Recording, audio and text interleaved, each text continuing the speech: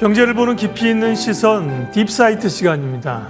경제와 투자를 둘러싼 여러 이슈들이 있는데요. 빼놓을 수 없는, 간과할 수 없는 얘기가 중국입니다. 최근엔 또 여러 이슈들이 있습니다.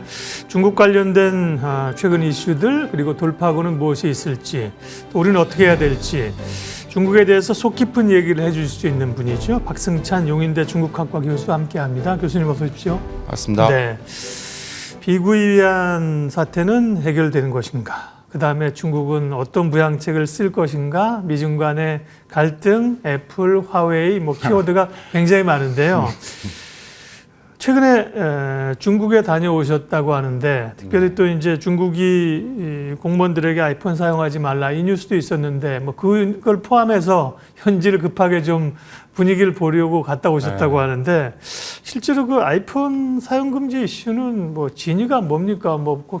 또 중국 정부에서 공식적으로 한 바 없다고 하고 아닌 것도 아니고 긴 것도 아니고 그죠? 현지인들 반응은 어때요? 일단 그 애플 금지 대응에 대해서 조금 더 제가 좀 시원하게 좀 말씀을 드려야 될 것 같습니다. 그러니까 중국 공무원들이 애플을 아이폰을 사용하지 않는 건 이미 좀 몇 년이 됐습니다. 미중 무역 전쟁이 시작하고 나서 이제 문서는 아니지만 이미 이제 구두적으로나 이런 형태로 해가지고 이제 좀 쓰지 않기 시작한 것도 맞고요. 근데 이번에 왜 이슈가 됐느냐 하면 이제 화웨이의 이슈도 좀 맞물리는 것도 있지만 공무원 플러스 그는 산하 기관들이 있을 거 아닙니까? 네. 이제 그런 부분에서 친구들까지도 야 우리가 이거 아이폰 쓰면 안 되는 거 아니야?라는 게 지금 형성이 됐고 특히 이제 아시다시피 최근에 중국의 반간첩법이라는 게 나왔습니다. 반간첩법으로 인해서 이게 좀 불안해. 내가 불필요하게 내가 오해를 받으면 안 되기 때문에 관련되기 때문에 기관에 있는 근무하는 사람이다 보니까 그래서 이제 그런 화웨이 이슈, 그다음에 반간첩법 이슈가 이제 채워지면서 이제 그런 이제 미국 내 이제 뉴스가 나온 것 같고 중국 내부에 제가 이번에 가서 제가 이제 지금 한 이틀 전에 얼마 안 됐으니까요. 와서 이제 가서 보았을 때 여러 이제 공무원들도 이야기를 해봤으니까 전반적인 정리를 하면 지금 제가 말씀드렸던 분위기인 것 같고요. 근데 문제는 이제 이렇게 일반 서민들이 또 아이폰에 금지느냐 그건 아니거든요. 그렇기 때문에 너무 이제 그렇게 확대 해석은 할 필요는 없다라고 말씀을 드리고요. 주가가 워낙 돈이 많이 빠졌기 때문에 시장에서는 큰 영향을 받으실 겁니다. 지금 중국의 아이폰 사용인구가 얼마나 되고 많은 질문도 하시거든요. 그러니까 지금 저희가 여러 기관마다 통계는 다른데 중국 내부에 있는 자료를 좀 보면 한 지금 2020년도까지를 봤을 때 한 2억 2천만 명 정도 된답니다. 그 다음에 2021년에서 22년까지 요 한 2년 사이에 코로나 기간에 한 6천만 명 이상의 아이폰을 구매를 했대요. 그러니까 꽤 많은 부분들이 있죠. 그러니까 당연히 시장에 영향을 미칠 것이고 전체 애플에서 중국 시장에 차지하는 비중이 거의 한 5분의 1 정도를 차지하기 때문에 영향이 클 수밖에 없고 그 일반 서민들 소비자를 제가 인터뷰도 많이 했는데 크게 아이폰은 써야 된다는 식을 갖고 있는 것 같습니다. LG전자가 휴대폰 사업 부분 철수했을 때 속으로 제일 좋아했던 분들이 LG그룹 직원들입니다. 그전에는 삼성폰, 그다음에 아이폰 사무실에 못 들고 갔거든요. 그죠? 눈치 보이잖아요. 우리도. 근데 철수하니까 이제 자유롭게 가져가는 것처럼 중국도 공무원이나 공공기관들에게 암묵적인 그런 게 있겠죠. 그죠? 아무리 네가 알아서 해. 중국의 이 젊은 공무원들이라고 해서 자기 직장 상사 당 고위 간부 만나는데 아이폰 딱 꺼내놓고 그러겠어요. 근데 이제 결국은 이제 미중 간의 갈등에서의 나오는 첨예한 대립인데 그것 때문에 애플 주가는 일단 선반영을 좀 받은 거고요. 그보다 사실 더 좀 중요한 근간에 있는 게 이제 화웨이가 새로 나온 그 스마트폰 고급 메이트 60 시리즈입니다. 이게 공교롭게 또 화웨이도 보니까 애플이 신제품 낼 때쯤 해가지고 미리 이거를 터뜨렸는데 이게 그동안 다 규제를 하고 막았는데 어떻게 7나노 AP를 탑재했지 이러면서 파장이 굉장히 크고 말이 많은 것 같습니다. 이 부분은 어떻게 보세요? 일단 중국 내 이번에 제가 출장을 베이징을 간 이유도 이제 이 이슈도 있거든요.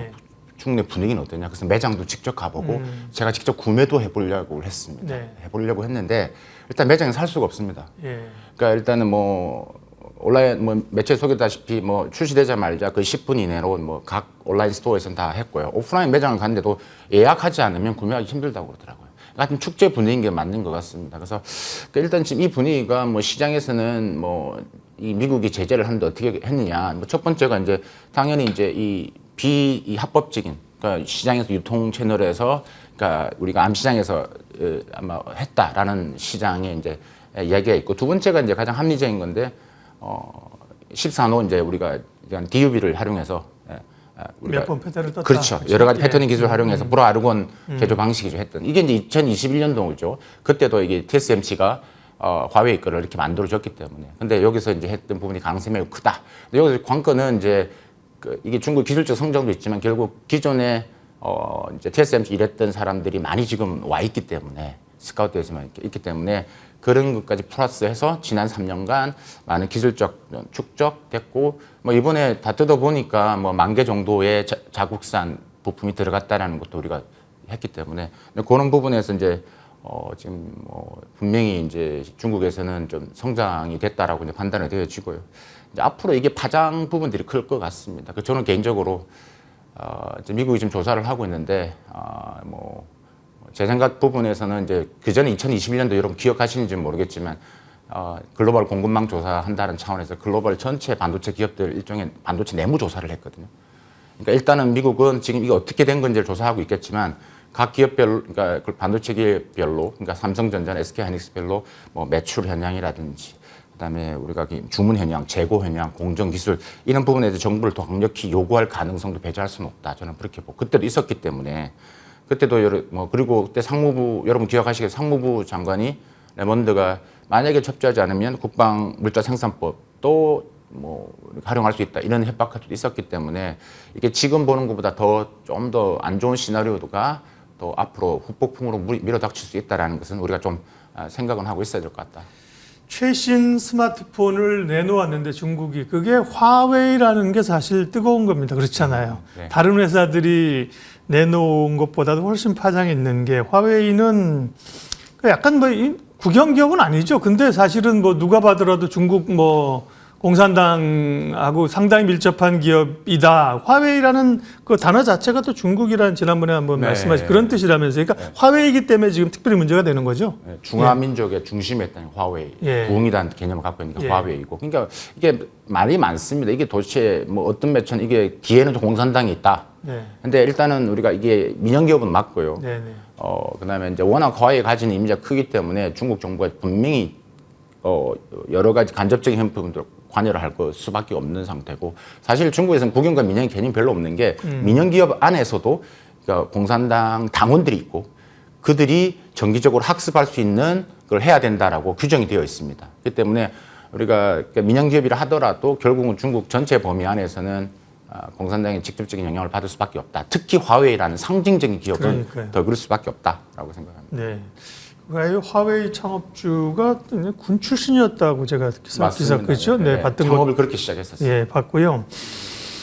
우리로서는 이제 역으로 보면 아까 이제 중국에 직접 다녀오셨는데 뭐 매장에 줄을 서고 이 화웨이의 메이트 60 시리즈를 구하기가 어렵다. 그 말은 애국 운동이기도 한 것과 함께 어떻게 보면 사실 7나노를 수율로 대량 생산하지 못한다는 얘기도 방증이 되는 거예요. 그런데 우리로서는 중국은 사실 거기에 하이닉스 지금 DDR5 쓰였다는 게 한국 반도체가 필요한 거잖아요. 맞습니다. 필요한 건데 우리는 지금 장비를 못 넣는 상황이고 중국으로의 그 장비 반입 그 규제 1년 유예가 마침 이제 다음 달 초에 들어오거든요. 다음 주에 미 상무부 부장관 돈 그레이브스라는 분이 우리나라하고 일본을 방문하는데요. 여기 상당히 중요한 키포인트가 되겠습니다. 그렇죠. 지금 시기적으로 좀 맞물려 있죠. 이게 참 드라마틱한 게 여러분 이게 화웨이 이번 7나노 오픈 같은 경우도 레몬드 상무부 장관이 중국을 방문할 때 그때 딱 출시를 했거든요. 딱 지켜보라, 그러니까 보라는 듯이 했죠. 그러니까 지금 이런 시기에 지금 우리가 다음 달 11일로 다가온 지금 이제 그 반도체 장비 수출 통제 유예가 끝나는데 그런 측면에서 지금 부장관이 들어오는데 기업들도 같이 데려오고 물론 매체에서는 이게 뭐 한미 정상회담 후속 조치의 개념으로 지금 뭐 온다라고 하지만 실무적인 부분에서는 분명히 이 하와이 그러니까 우리 지금 이야기하는 우리 기업들에 대한 연장 조치 이거에 대해서 좀 한번 이야기할 것으로 보여집니다. 결론적으로 그럼 저는 어떻게 보느냐 연장은 될 거로 봅니다. 될 거로 봅니다. 핵심은 그렇습니다. 일단 미국 입장에서는 지금 일단 화웨이 그러니까 미국 입장에서는 SK 하이닉스 뭐 이게 지금 디램이든 낸드 메모리든 들어가 있는데 지금 조사를 하고 있겠죠. 어떠한 결과가 있지만 어쨌든 좀 후폭풍은 있겠지만. 그 지금 미국 입장에서 한국이라는 가장 우군이 필요한 상태에서 그러니까 우리한테 이런 것을 이렇게 만약에 연장이 안 됐을 경우 다 우리 국내 여러 정서적인 것도 있기 때문에 뭐 행동과 속내는 좀 다를 수 있다. 그러니까 저는 그렇게 봅니다. 네, 이런 얘기 해줄 수 있는 게 이제 박승창 교수님의 그 힘입니다. 예를 들면 보통은 미국의 상무부 장관이 오는데 뭐 저나 이런 사람들은 그게 굉장히 중요한 포인트가 될 것 같은데요. 어찌 될지 모르니까 그죠. 근데 그런 걸 판단해서 본인의 의견을 중국으로의 장비 수출 금지 이후에 될 것 같다 이렇게 판단하셨고요. 비구이 위안 얘기 좀 하겠습니다. 지난번에 비구이 위안이라는 부동산 뭐 잘 못 됐던 회사가 디폴트 상황에 몰렸을 때도 다른 코너에 오셔서 교수님은 얘는 중국이 안 죽일 거다. 그런 얘기 하셨었잖아요. 네. 그 이유와 함께 비구이 위안 문제는 마무리보다 해결이 되는 것이며 부동산 문제는 좀 해결 국면으로 가는 겁니까? 그렇죠. 지금 일단은 이 디폴트 이슈가 비교환뿐만 여러 가지 있는데 지금 비교환 이슈를 봤을 때는 지금 일단 여겨 채권과 영래는 있는데 영래 부분에서는 당연히 문제가 없을 것으로 보여지고 근데 지금도 실적이 지금 안 좋은 상태이기 때문에 뭐 은행들을 좋아서 큰 규모 있는 게 그리고 참 죄송한데 우리 할 얘기가 많아서 속도를 조금만 내겠습니다. 간략하게. 그래서 은행들한테 계속 규모 있는 이 부동산 기업들은 대출을 해주라고 계속 압박을 넣고 있기 때문에 큰 영향은 없을 것이다. 근데 그런 여러 가지 자본들은 계속 들리기 때문에 투자자 입장이나 그 부분에서는 자꾸 이제 근데 흔들리지 않으셨으면 좋겠습니다. 그러니까 방향성은 저는 명확하다고 보기 때문에. 그러니까 그런 자본들 계속 이게 되냐 안 되냐. 저는 그러니까 답을 제 결론을 말씀드렸지만 결국 살릴 것이고 영향은 부분에서는 지금 비교환이 가져오는 영향은 매우 제한적이다. 저는 이렇게 말씀드릴 수 있겠습니다. 네. 얘기하려면 좀 긴데요. 뭐 그럴 수 있는 정황들이나 배경들이 있다는 거죠. 네. 이번 주 뉴스 가운데 EU가 이제 중국 전기차 보조금 조사한다. 필요하면 관세 부과할 수 있다는 얘기도 있습니다. 우리 2차 전지들에겐 좋은 얘기긴 한데요.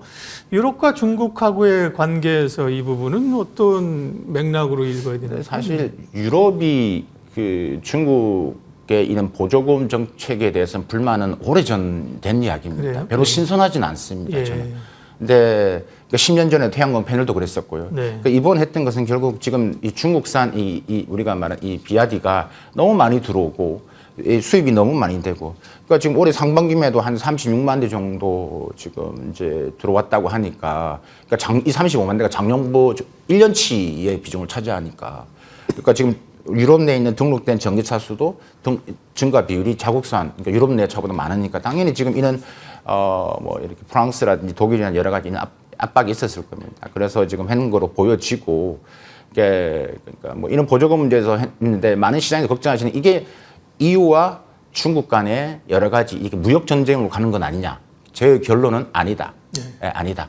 그러니까 일단은 지금 EU 입장에서는 중국이 시장이 필요하고 있지만 그 어느 정도 뭐 그렇게 한다고 중국이 EU는 당연히 상계 관세나 보복 관세를 하겠죠. 그러면 중국도 할 거라고 보는데 저는 우리가 목도했던 미국과 중국 간의 그런 무역 전쟁은 있을 수가 없고 당연히 중국 입장에 EU가 가장 필요한 필요한 부분들입니다. 그래서 어느 정도 접점선을 분명히 갈 겁니다. 그래서 지금 이게 지금 이제 최근에 나온 부분인데 한 9개월 정도 조사 기간이 필요하겠죠. 우리가 이제 그 기간에 이제 중국과의 또 여러 가지 물밑 협상이 이루어질 것이고 그래서 이것으로 인해서 큰 EU와 중국이 틀어지는 한 부분에서는 매우 제한적이다. 저는 이렇게 판단을 하고 있습니다. 중국은 뭐 패권 경쟁으로 미국하고의 무역 전쟁, 경제 전쟁, 패권 전쟁을 벌이고 있는데 그 전선을 유럽으로까지 확대하려고 하지 않겠죠, 그죠? 예.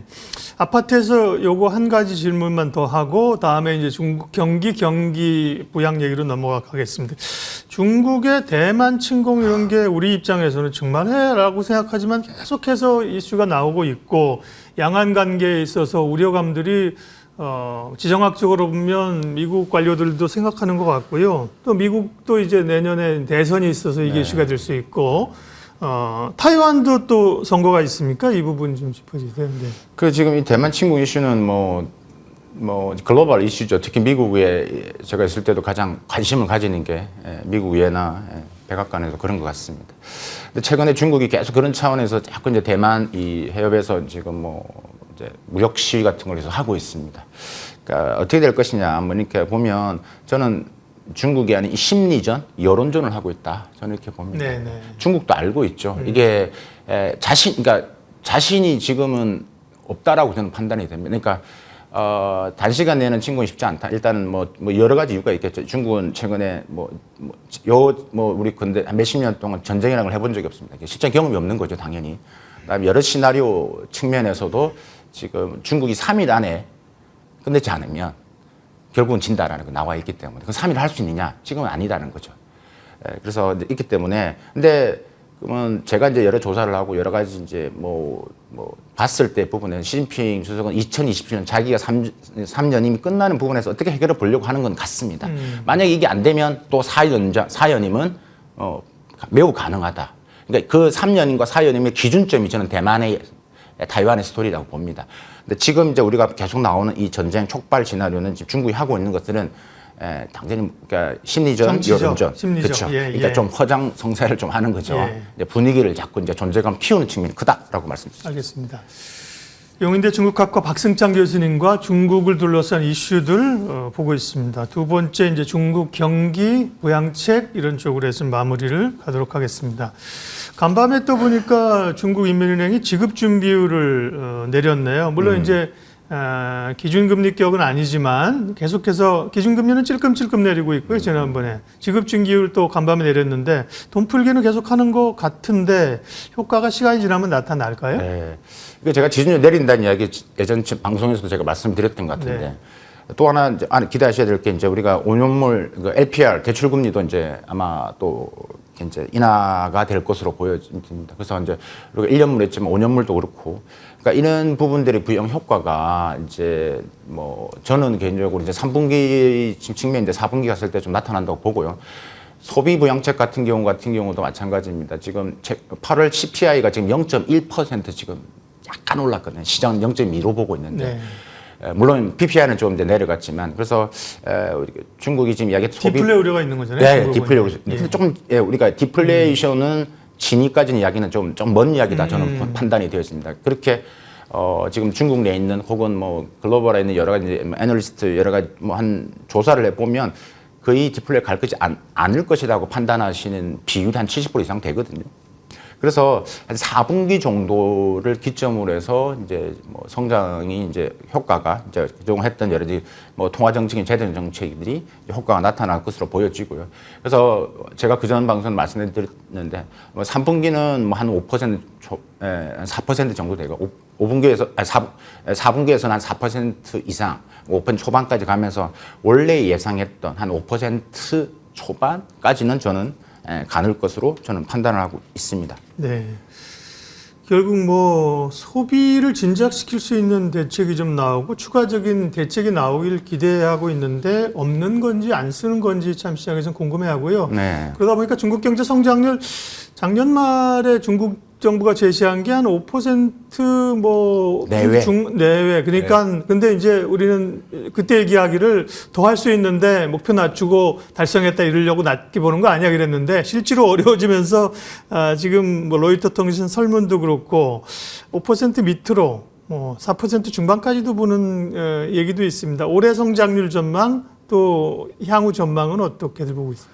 그러니까 제가 지금 부동산 아까 말씀하셨다시피 이제 국영기업들은 추가 대출, 만기 연장, 적극 지원, 그다음에 이제 금융 시스템, 유동성 리스크 이런 것들이 이제 가장 시장 괴롭히고 있는데 그래서 중국 정부가 지금 할 수 있는 건 유동성을 푸는 건데 근데 지방 정부 돈이 없잖아요, 그죠? 그 돈이 없기 때문에 중앙 정부가 지금 집중적으로 한 12개 정도 지방 정부 케어를 하고 좀 관리를 하고 있는 상태고 전용 채권을 통해 지금 지원을 하고 있습니다. 지금 있는 시장 약발, 그냥 하반기를 조금 더 추가적으로 보면서 추가 지원책이 나올 거로 보여지고요. 그러니까 3분기는 그러니까 아까 말씀드린 4% 중반 정도 될 것이고, 그다음에 4분기 가서는 그러니까 소비가 이제 좀 극점에 다다를 겁니다. 그러니까 네. 우리가 광군제가 있기 때문에 그래서 그러면 지금 이제 연간으로 5% 그쵸. 4% 후반 5%로 갑니까? 5% 초반. 네. 네. 그래서 이게 지금 아까 로이터 말씀하셨는데 네. 지금 4.5로 그칠 것이다. 원래 5%에서. 그러니까 저는 뭐 한 4.8에서 5.1 정도 사이로 저는 이제 판단을 하고 있고요. 네. 그 중국이 GDP를 할 때 말씀드렸다시피 지방 GDP를 합쳐서 이렇게 기준점 만들어내거든요. 근데 지금 이제 가장 높은 그 성시가 있고 가장 낮은 성시. 그래서 가장 낮은 성시가 대부분 다 지금 지방 채무에 지금 부채 어려움을 겪고 있는데 그걸 집중 관리함으로써 이제 중심을 맞추는 것들이죠. 그래서 한 네. 4.8에서 한 5.1 정도로 저는 개인적으로 판단을 하고 있습니다. 일단 마무리 질문으로 가보겠습니다. 시간이 어떻게 될지 모르겠지만 할 얘기는 매우 많지만 지금 우리가 중국의 위기라고들 봅니다. 뭐 경제뿐만 아니라 정치적인 그런 상황도 그렇고 그런 지금 상황을 중국의 교수님 입장에서 중국의 위기라고 보시는지 또 일각에서는 중국의 위기가 이머징으로의 아시아의 위기 더 나아가서 글로벌 위기로 확장될 수 있다는 우려도 있는데 그 부분에 대해서는 어떻게 보시는지 또 우리 경제 입장에서는 어떻게 대응해야 될지 일단 좀 담론이지만 마무리해 주십시오. 그렇죠. 이거 담론인데 네. 이거 두 가지를 볼 것 같아요. 그래서 이제 일단 중국 위기가 어떤 파장을 가져올 것인지 그다음에 이제 근데 또 한편으로는 이 중국이 위기가 있지만 또 그 반대 측면에서 중국의 기술 자립으로 인해서 미중 무역전 심화됨으로 해서 이 중국이 또 이 첨단 산업에서 혹은 우리가 기존에 수출을 많이 했던 업종에서 기술 자립을 통해서 또 가져올 우리의 파장들 그러니까 여러 가지 측면에서 이야기를 할 수 있는데 일단은 중국 경제가 지금 위기다라는 부분에 있어서는 맞습니다. 위기란 표현보다는 지금 어려움이 직면한 맞다. 네. 올해가 근거히 맞추겠지만 중국 경제의 둔화는 매우 명확해 보인다. 그런 측면에서 우리가 지금 뭐 계속 이야기하는 수출 다변화, 공급망 뭐 다변화 이런 이야기는 당연히 먼저 가야 될 것은 맞습니다. 맞는데 이게 단기적으로 바뀔 수 있는 건 아니기 때문에 우리 측면에서는 결국은 이제 기술 개발을 해야 될 것이고 규제 완화를 해 나가는 노력이 좀 필요한 것 같고요. 그러니까 주가 하락, 그다음에 이 환율 상승. 이런 부분들은 단기적으로 변하지 않을 것 같습니다. 그래서 특히 우리 무역적인 측면에서는 저는 매우 앞으로 이제 한 2, 3년 사이에 혹은 좀 5년 정도 사이에 무역 적자가 좀 고착화될 가능성이 매우 많기 때문에 조금 거기에 대한 사전 준비 마음이 있어야 될 것 같다는 생각이 들고요. 금융시장 측면에서는 사실 매우 빠르게 이렇게 적응하는 게 또는 변화를 주는 게 바로 금융시장입니다. 그렇죠. 예. 그러니까 금융시장 부분에서는 이미 많이 조금 준비를 하고 있는 느낌이 듭니다. 그래서 그런 부분에서 근데 중요한 부분들은 이 중국 시장에 있는 여러 가지 이 이슈들에 대해서 조금은 너무 이제 매체는 것들 넘어서 예. 조금은 분석을 해서 팩트를 가지고 이야기를 했으면 좋겠습니다. 네, 너무 이제 나오는 뉴스에 휘둘리지는 말자는 말씀이셨습니다. 오늘 딥사이트 중국 관련된 이야기, 물론 또 하고 싶은 얘기는 많아서 못했지만 우리가 평상시에 못했던 얘기나 정리가 좀 된 것 같은 느낌입니다. 용인대 중국학과 박승찬 교수님 오늘 함께해 주셨습니다. 고맙습니다. 감사합니다.